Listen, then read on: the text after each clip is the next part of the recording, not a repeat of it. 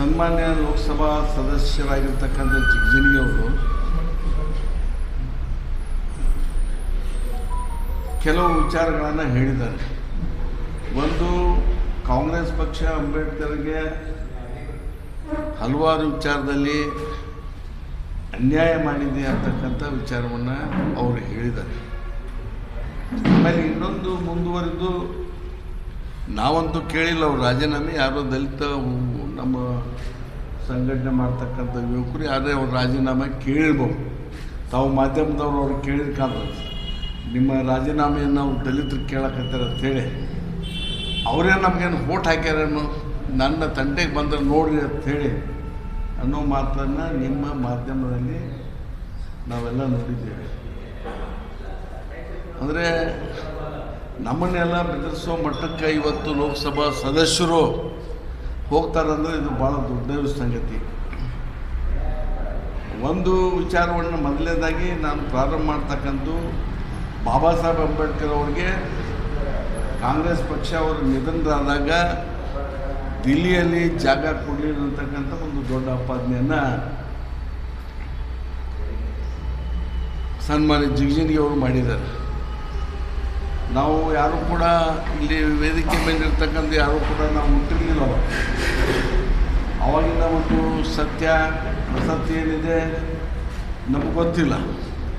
ಆದರೆ ನಾವು ಕಲೆಕ್ಟ್ ಮಾಡಿರ್ತಕ್ಕಂಥ ಒಂದು ಸೋರ್ಸ್ ಏನಿದೆ, ಮಾಹಿತಿ ಏನಿದೆ,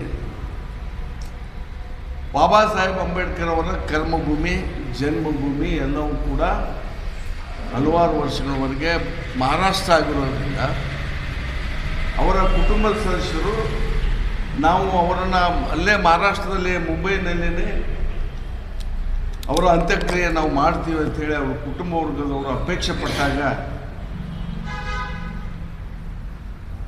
ಅವರನ್ನು ಮುಂಬೈಗೆ ತಂದು ಸಂಸ್ಕಾರ ಮಾಡಿದ್ರು ಅಂಥೇಳಿ ನಮಗಿರ್ತಕ್ಕಂಥ ಒಂದು ಮಾಹಿತಿ.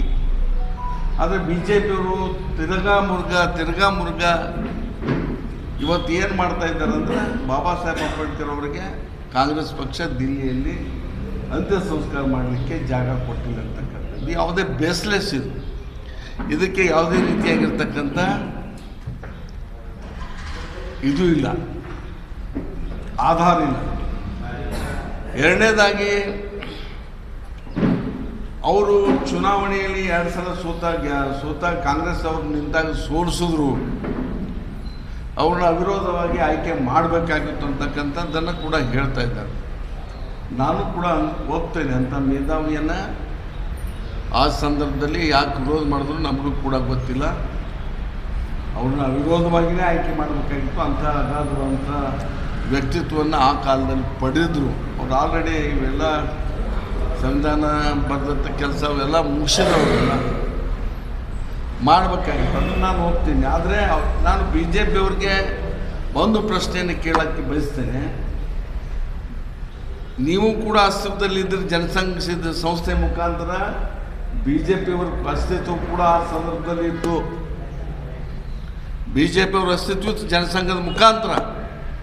ಮತ್ತು ಜನಸಂಘದವರು ಯಾರಾದರೂ ಹೋಗಿ ಬಾಬಾ ಸಾಹೇಬ್ ಅಂಬೇಡ್ಕರ್ ಅವರು ಕಾಂಗ್ರೆಸ್ ಸೋಲಿಸ್ತಾ ಇದ್ದಾರೆ, ಅವ್ರನ್ನ ವಿರೋಧ ಮಾಡ್ತಾ ಇದ್ದಾರೆ, ನಾವು ಅವ್ರ ಬೆಂಬಲಿಗೆ ನಿಂತು ಅವ್ರನ್ನ ಗೆಲ್ಲಿಸ್ಬೇಕಂತಕ್ಕಂಥ ವಿಚಾರ ನೀವೇನಾದರೂ ಮಾಡಿದರೆ ಅಥವಾ ನೀವೇನಾದರೂ ಸಹಾಯ ಮಾಡಿದ್ದೀರಾ?